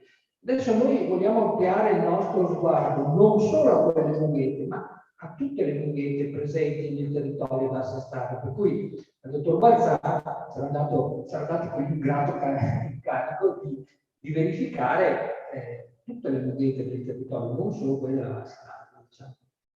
Questo è l'ingrandimento. Ho provato a fare un primo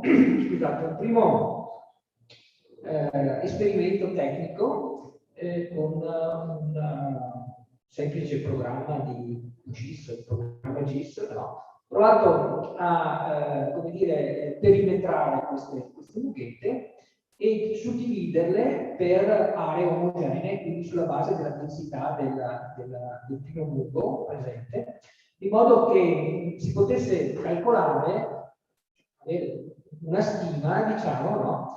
Per ettaro di quanto buco possa essere presente per poter fornire un dato. Tenete conto che in questo caso stiamo lavorando su dei primissimi dati sperimentali, cioè siamo ancora molto indietro di questo, e però l'idea è quella di andare avanti, cioè l'idea è quella che, essendo questo uno sbocco importante, comunque ci proviamo insomma di dare questa importanza, dobbiamo conoscere, non per primi, dobbiamo iniziare a conoscere meglio la questione. Quindi queste sono le mughette storiche, sono abbastanza comode, nel senso che c'è una strada che le raggiunge, quindi non sono posti troppo impervi per poter andare. Altre mughette dell'Alpago invece avranno qualche difficoltà in più, ma esistono anche i buoni tecnici forestali che fanno strade forestali, per cui in qualche modo vedremo di risolvere anche questi problemi. Queste sono alcune fotografie della Valsaratis, giusto per chi non la conosce, avere un'idea, no, di come sono posizionate queste mughette. Vedete, sono proprio colonizzano dei ghiaioni ancora attivi, quindi non sono come in altre parti su ghiaioni ormai stabilizzati, in questo caso su ghiaioni ancora attivi. E il fondovalle è un fondovalle invece dove è presente informazioni di larice e d'abete rosso, diciamo, abbastanza irregolari. Ho voluto dare una piccola carta d'identità del Pino Mugo, andiamo anche abbastanza veloci in questo caso perché penso che lo conosciamo un po' tutti, ma comunque diciamo nel nostro caso il Pino Mugo arricchisce questi chiaioni, vedete ancora attivi, no? Che sono il primo elemento in grado di iniziare a stabilizzare il chiaione. No? Ovviamente il Pino Mugo, sappiamo tutti, è un arbusto e quindi cresce in maniera prostrata a terra e le mughete ovviamente hanno una espansione, le troviamo diciamo a quote, qui al pago a quote anche piuttosto elevate. Più ci si innalza, diciamo, più si va nella parte alta della provincia, più ovviamente il mucolo si può trovare anche a quote inferiori. Non mi dilungo neanche in questo caso, molti hanno parlato del mugoglio. Diciamo però che la cosa interessante è che si ottiene dagli anni dei giorni ramenti delle piante, quindi è inutile tagliare tutta la pianta.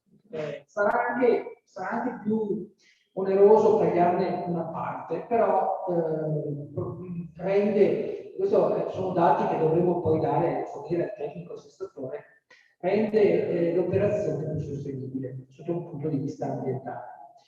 Delle proprietà balsamiche, di genere, cosmetici, eccetera, abbiamo già visto.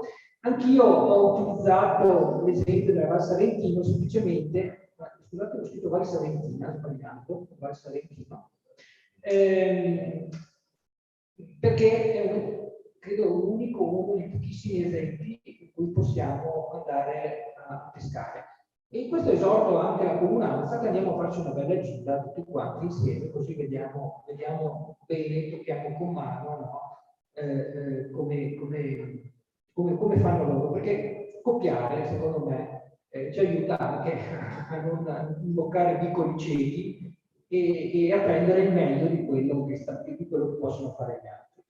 Quindi in questo caso sul territorio c'è il lavoro di taglio e trasporto, di taglio, poi di carico e trasporto, e poi la macinazione dei ramenti delle foglie avviati a distillazione. Io ho chiamato erroneamente distillazione, però il processo è quello, insomma, non è alcolico, però il processo è quello, giusto per capirci. Le rese di produzione. Ecco, qui entriamo in un ginepraio, per non dire un baranceto, no? Perché in realtà ci sono pochi dati. Andando a scartabellare anche allora, anticipo subito che l'Università di Padova ha fatto degli studi, però non è mai, cioè ha fatto degli studi sul mugo, non sul mugoglio.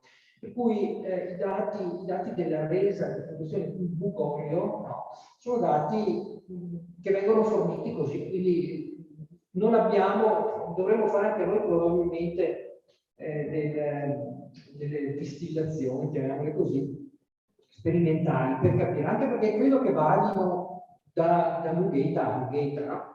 Comunque, diciamo, si può parlare di una resa dell'1%, abbiamo alcune fonti riportano una resa del 0,6-1%, cioè da 100 kg di rametti otteniamo 1 kg di olio essenziale. In altre parti, parlando di litri, no, visto che poi l'olio si commercializza in millilitri, no? Si parla di 300 kg per 1 litro di olio. Ecco, prendetevi questi dati, diciamo così, però i prezzi di vendita, 100 ml vengono venduti a 40 euro, circa 35-40 euro. Quindi, diciamo, questi sono un pochino i primi dati trovati in bibliografia. Poi l'altro aspetto che volevamo verificare era quello di capire il nostro mugo come reagisce. Cioè, quando noi andiamo lì e lo tagliamo, cosa succede? Che è importante per iniziare intanto a fare un discorso, no? sul mugo. Allora, nel 2018 la volenterosi della regola del Monte Salati, non veramente volenterosi, devo dire, c'era anche il legno tona, quindi era anche lui tra quelli. Hanno fatto un esperimento, no? Hanno visto, sul mio suggerire, io avevo detto di fare un'area di saggio 20x20, loro affaticati ne hanno fatto una 10x10 perché era direi abbastanza onerosa la questione, anche perché insomma 3-4 non è che si può pretendere. Comunque, questa cosa la facciamo ripetere anche per i prossimi anni, perché vogliamo avere dei dati che possono essere anche statisticamente interessanti, che possono dare anche un'idea più precisa. Tenete conto, quindi questi dati che io vi do sono molto, molto grezzi ancora, però diciamo abbiamo visto che spuntando il pino lungo, no? Quindi tagliando un 50 cm, cioè che poi a noi interessa quella parte lì, no? Perché la parte legnosa non ha olio essenziale, quindi spuntando i rametti abbiamo visto che su una superficie di 100 metri quadrati riusciamo a fare 130 quintali di no, scusate, un quintale è 3, quindi rapportando a ettaro sono 130 quintali a ettaro, sì, non mi tornava la cifra, scusate ma non ho voluto per questa mattina. 130 quintali a ettaro, diciamo, perché la misura va sempre riportata, diciamo, la quantità va sempre riportata all'unità di misura, no? Quindi così dopo vediamo quanti ettari abbiamo per avere una stima di possibilità di produzione. Quindi 130 quintali a ettaro, questi sono i rametti. E però sono i volenterosi tornati sul posto a vedere cosa succede dopo qualche anno che è stato fatto il taglio. E abbiamo visto che il mugo riprende. Se il taglio è fatto sul verde o comunque diciamo, sulla crescita dell'anno, abbiamo visto che le gemme laterali del mugo, in tutti i casi, quindi non è che da qualche parte succede, da qualche parte no.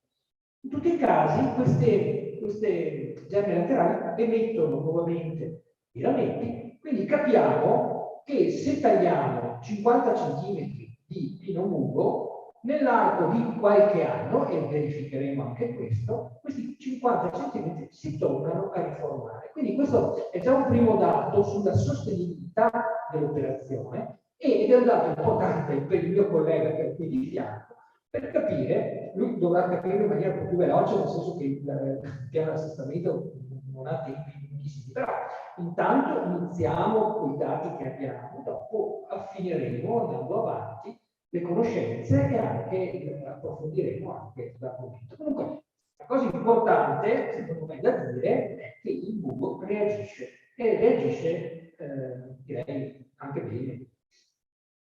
Ecco, qui entriamo in un'altra questione, in un altro dei vari balanceti che ci pone la questione, ed è quello relativo agli aspetti normativi.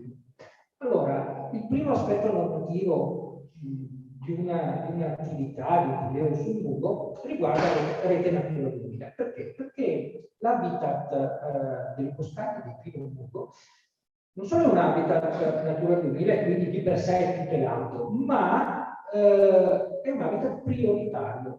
Quindi l'Unione Europea ha delle particolari responsabilità nella conservazione di questo habitat.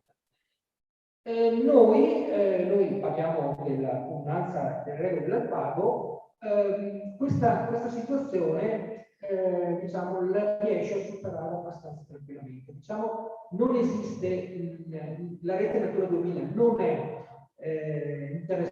interessa ecco, il territorio della comunanza, quindi per questo motivo, direi fortuito, il mugo presente nel territorio della comunanza non è assoggettato alle norme di rete Natura 2000. Quindi, comunque essendo un habitat di specie, ma lo vediamo dopo, non è un habitat di interesse comunitario in quanto non è stato cartografato come tale.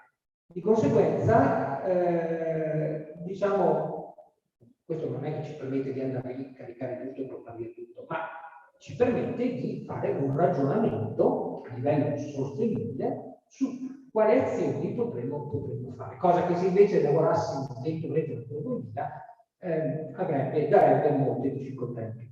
Adesso passo un attimo la parola al mio collega perché questi aspetti, diciamo, sono 3 diapositive sugli aspetti, diciamo, più normativi e assestamentali del luogo. Poi riprendo. Un attimo solo, il dottor forestale Giorgio Balzan è il tecnico assestatore che sta seguendo la comunanza delle regole del pago nella realizzazione della revisione del piano di assetto forestale, appunto. Quindi sta in questi mesi lavorando sul territorio assiduamente e monitorandolo in maniera molto capillare. Prego a te Giorgio la parola. Sì, grazie. Buongiorno a tutti. Sì, appunto io sto facendo la revisione del piano di assetto forestale della comunanza e visto l'interesse dei raccoglieri per questo aspetto delle mughette e della produzione del mugoio, abbiamo iniziato a verificare la possibilità di farlo e soprattutto di poterlo concordare poi con gli uffici regionali di pianificazione per vedere le modalità con cui gestire l'eventuale utilizzazione di questa risorsa. Attualmente, come mostrava prima Paolo, questa parte del territorio boschivo rientra nelle cosiddette particelle ambientali, nelle quali sono date alcune informazioni dal punto di vista gestionale, nel senso che anche perché generalmente appunto hanno un aspetto puramente di protezione e non è stata presa in considerazione l'eventuale utilizzazione di questa risorsa. Nel caso nostro, come diceva Cazzi, è una zona anche abbastanza, tra virgolette, comoda e quindi si presterebbe a individuare una forma di gestione. Se noi andiamo a verificare dal punto di vista normativo, l'importanza del piano di riserva forestale è quello che all'interno del piano noi possiamo dare delle indicazioni su come utilizzare queste parti di territorio. Infatti, se vediamo, tutto fa riferimento alle norme alle prescrizioni di massima delle norme di protezione forestale e quelle recenti che nel 2020 sono state emesse dalla Regione del Veneto, in cui tra le varie cose ci si occupa appunto, si danno delle linee per la gestione e il trattamento delle varie formazioni boschive che ci sono all'interno del piano. Per quanto riguarda le mughette, gli aspetti che ci interessano sono riportati all'articolo 9 di queste norme di pianificazione forestale, in cui vengono date abbastanza delle indicazioni stringate, in cui si dice che nelle mughette sono possibili dei piani localizzati con aperture di buche. E in ogni caso tutti gli interventi che vanno eseguiti sulle mughette devono essere sottoposti al progetto di taglio e quindi all'autorizzazione da parte dei territori competenti. Un'altra cosa importante da definire è che nelle norme, in queste normative, un tempo c'erano delle prescrizioni, ad esempio, sulla potatura, e in particolare sulla potatura del pino mugo che era vietata. Fino al 2006 praticamente c'era un articolo che diceva che era vietata la potatura del pino mugo. Questa norma è stata superata nelle ultime prescrizioni, in cui si dà un genere generico su tutte le specie, insomma, le resinose in particolare, ma sono tutte le specie che si possono trovare in posto, e si dice che la potatura può praticarsi non oltre il terzo inferiore dell'altezza delle piante, di modo da non danneggiare la corteccia. Quindi la potatura dei rami secchi può essere sempre eseguita e la potatura dei rami verdi può essere eseguita dal 1 ottobre al 31 marzo. Quindi praticamente si dà una indicazione generica, nel senso che si può fare la potatura e non c'è più la prescrizione passata del divieto alla potatura del pino mugo. Abbiamo parlato in precedenza, hanno detto dell'importanza dei prodotti secondari del bosco e quindi anche questa un altro articolo che potrebbe riguardare un po' il pino mugo è l'articolo 21 delle norme, in cui si parla appunto di prodotti secondari. Non si cita direttamente il pino mugo, si parla di funghi e tartufi, e per quanto riguarda la raccolta dei prodotti secondari del bosco è eseguibile in maniera da non arrecare danno al bosco stesso. Allora, da qui nasce poi l'importanza del piano di assetto forestale, perché il piano di assetto forestale, sempre in base a queste norme, a queste normative, all'articolo 7, dice che possono essere date all'interno del piano di assetto forestale le modalità di trattamento delle formazioni boschive che si va a intervenire, anche variando quelle che sono strettamente riportate nell'articolo che prima avevo detto. Quindi la volontà è quella, una volta fatto degli studi più approfonditi, che in ogni caso dovranno però trovarsi, dovranno comunque arrivare ad una conclusione abbastanza breve, dovremmo individuare le zone delle mughette che, tra virgolette, abbiano più una valenza, abbiano anche una valenza produttiva, per il fatto che sono più facilmente raggiungibili e anche orograficamente non creino problemi per eventuali utilizzazioni. Una volta individuate queste aree, anche per quanto riguarda il tempo, l'ideale sarebbe quello di poter assestare questa superficie suddividendola in particelle con scadenza che dovremo valutare, perché anche questo sul tempo di ritorno, cioè il tempo che deve passare da una utilizzazione alla successiva, ancora non siamo dati certi, ma sembra che nell'arco di 3-4 anni già c'è una deformazione del rametto, insomma, quindi individuando superfici adatte ad una produzione compatibile, si possa arrivare ad una turnazione in cui si possa ruotare all'interno della superficie individuata. Quindi in questa maniera poter passare dopo 8 anni su una particella che era stata utilizzata in precedenza. Tutte queste sono tutte valutazioni che verranno fatte e che noi dovremo trovare modo di inserirle, comunque sempre concordando con, ripeto, con l'ufficio di pianificazione regionale sulle modalità di taglio, perché chiaramente sicuramente la situazione più idonea è appunto fare delle piccole buche, ma come ripeto non andremo a utilizzare l'intera pianta, ma soltanto la parte terminale. Quindi sicuramente un problema potrebbe essere come entrare all'interno della buchetta facendo magari dei piccoli, facendo degli accessi in modo tale da poter perché è un groviglio che, come sappiamo, non è sempre facile citarsi. Quindi adesso grazie mille. Aggiungo io una cosa che non poteva dire Giorgio, cioè che lo ringraziamo per la disponibilità che lui ha dimostrato nell'attivarsi in una materia nuova, perché come abbiamo visto non ci sono esempi.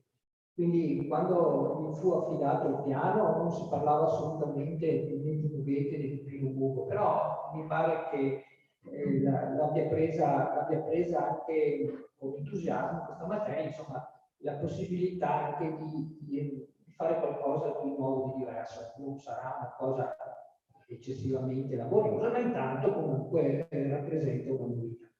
Andiamo avanti con la trattazione. E quindi possiamo iniziare a porci la prima domanda, che è una domanda fondamentale, ma un Goglio è davvero una risorsa economica? Allora, i dati che abbiamo detto attendono tutte le conferme che verranno nei prossimi anni. Gli stessi dati che abbiamo a disposizione utilizzeremo intanto per fare il primo piano sul Mongo, no? Aspettando poi la possibilità con le successive revisioni i nostri inputti avranno dati più precisi. Comunque, parlavamo prima di 130 quintali ad ettaro per questi ramenti, quindi alla fine, stando a quanto abbiamo visto, potrebbe esserci una produzione di circa 40 litri per ettaro di mughetta. Questo è un dato che attende conferma. 40 litri vuol dire 14.000 euro a ettaro in soldoni. No? Questo cosa vuol dire? Vuol dire che dentro questi 14.000 euro ci devono stare quelli che vanno a raccogliere il muco, quelli che lo trasportano, quelli che lo distillano, quelli che fanno la produzione, che lo mettono nelle bottigliette, quelli che lo vendono, cioè sembrano tanti soldi, ma in realtà non sono tanti soldi se noi guardiamo dal punto di vista strettamente economico della questione. In realtà abbiamo imparato oggi dalle precedenti diciamo, relazioni che non è solo questo quello a cui dobbiamo guardare, ma dobbiamo guardare a una questione a 360 gradi. Quindi vediamo che il mugoglio, valorizzare il mugoglio vuol dire valorizzare una risorsa che in questo momento non è valorizzata. Quindi iniziamo a dare un valore a qualcosa che in questo momento non è. Tanto o poco è qualcosa. Innesca una filiera, innesca un gruppo di persone che magari in maniera al 100% oppure in parte può trovare una fonte di occupazione. Poi abbiamo una produzione diretta. Se questo mugoglio venisse fatto con produzione diretta, cioè tagliato e distillato del territorio, diciamo sarebbe, e abbiamo visto anche che ce lo conferma, ce l'ha confermato il dottor Brunori, una promozione del territorio. Quindi il mugoglio diventa un veicolo per promozionare la comunanza fondamentale e il territorio su cui la comunanza opera. Poi la filiera, bisogna tenere conto della filiera innescata dalla produzione. Quindi abbiamo visto prima, non stiamo parlando di cose campate per aria, perché da altre parti lo fanno già, l'utilizzo dei truccioli, ad esempio, nelle spalle in centri di benessere. Quindi anche in questo caso ci potrebbero essere delle conseguenze interessanti per il territorio. E poi alla fine l'ho messo alla fine perché effettivamente non deve essere questa la nostra stella cometa, quella da seguire, ma comunque esistono anche delle possibilità di contributo, cioè delle possibilità che vengano sostenute queste filiere corte che possono valorizzare una parte del territorio. L'ho messa alla fine perché queste sono risorse importanti per iniziare, ma poi la sostenibilità deve essere una sostenibilità economica che deve andare avanti per conto suo, cioè non deve come dire, avere la scintilla per accendersi, però poi il motore deve andare avanti a modo suo. Ho saltato prima una diapositiva, faccio una cosa velocissima sulla sostenibilità ambientale. Non a caso ho messo il forcello come giustamente viene detto, perché è un po' l'animale emblema della mugheta. E devo dire che il modus operandi, cioè lo spuntare i rametti, consente anche il mantenimento dell'habitat per la specie. Il disturbo è limitato, di certo non si va in primavera a tagliare il mugo quando ci sono le covate, anche perché in primavera si estrarrebbe poco mugoglio. Si va tendenzialmente in estate, fine estate, quando i rametti hanno l'olio e quando anche, per esempio, il forcello e le altre specie sono fuori dal loro periodo riproduttivo, quindi non hanno legami con nidi piccoli e quindi si può tranquillamente ragionare in questi termini. Ecco, sono arrivato alle conclusioni, vedo che c'è... Purtroppo abbiamo i tempi strettissimi. Io volevo solo farti fare la carrellata veloce dei dati del TESA, quando c'è una carrellata. Sì, allora guarda, dei dati TESA, dell'Università di Padova. Lo includo in questo intervento, diciamo, semplicemente perché l'Università di Padova si è dimostrata di poterci dare una mano, in quanto in passato ha curato delle mughette. Lo ha curate sia dal punto di vista del taglio, quindi l'utilizzazione della mughetta, sia per quanto riguarda il recupero, cioè la fase con cui la mughetta reagisce al taglio. Loro in realtà hanno lavorato sull'intera pianta, quindi hanno tagliato tutto, no? E verificato come reagisce dopo il taglio dell'intera pianta. Però ho parlato personalmente con il professor Grigolatto, che ha seguito queste esperienze. Lui è entusiasta, ma era contentissimo quando gli ho fatto questa proposta, perché lui ci teneva proprio ad avere questa possibilità di verificare, anche in forma scientifica, cosa succede con il nostro modus operandi, no? E quindi con questo modo di fare. Quindi ha detto, guardate, è possibile che l'Università di Padova vi sostenga tanto con i dati che ha e successivamente con la possibilità di poter avere dei dati più precisi e anche, diciamo, scientificamente più migliori che quelli che abbiamo potuto così in maniera abbastanza empirica avere noi. L'ultimissima cosa che vi dico è questa: le conclusioni a cui sono giunto sono sicuramente un primo piano sul Mugo lo faremo con dati un po' così, diciamo, con quello che riusciamo, diciamo, verrà un piano sperimentale, che sarà importante non tanto per la produzione del Bugoglio, quanto per una regolamentazione del taglio sul mugo, quindi iniziare a ragionare da un punto di vista normativo. E quindi su questo la collaborazione con il dottor Balzani è fondamentale.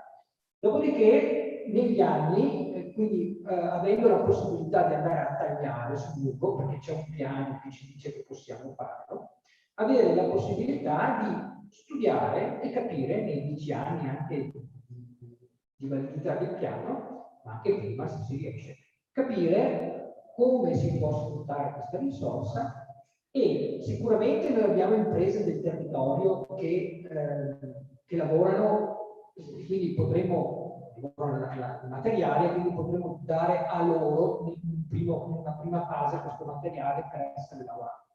Ma l'idea sarebbe quella che, se vogliamo attivare la filiera si fa utilizzando risorse locali e quindi lavorando in loco. Quindi, diciamo, alla fine, alla conclusione della nostra relazione e anche un po' del convegno, l'idea è che benissimo trovare queste risorse alternative su una risorsa che non è ancora sfruttata, benissimo attivare la filiera e il marketing territoriale adesso collegata.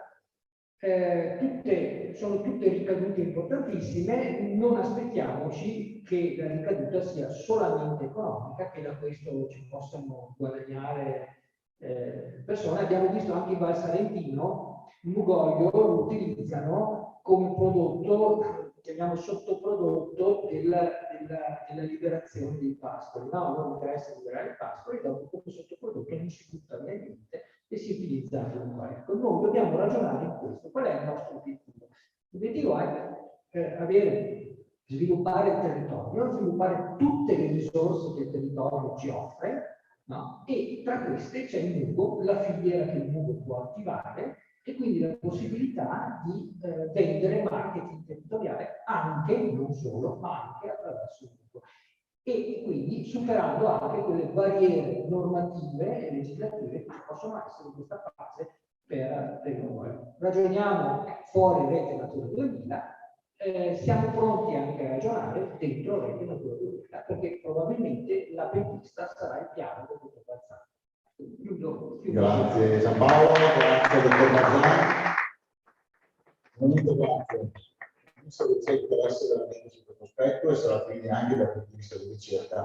E quindi, ecco, mi dispiace non poter fare intervenire Pino Egidio, dottore Forestale e Stefano Sagnana. Sarà l'occasione assolutamente di approfondire la questione anche con loro per lo splendido intervento che hanno fatto. Grazie anche probabilmente alla provincia di Belluno. Quindi ringrazio tutti per questa partecipazione. Chiedo scusa per il ritardo che abbiamo provocato, purtroppo non è capito all'inizio, oggi c'era la gente all'ingresso, non si riusciva ad arrivare qua su in tempo, quindi con mezz'ora di ritardo e chiudiamo purtroppo questa mezz'ora di ritardo.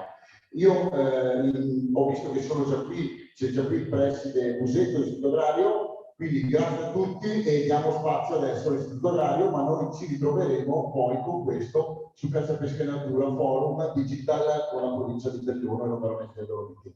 Grazie ancora e buona fiera, buona domenica a tutti.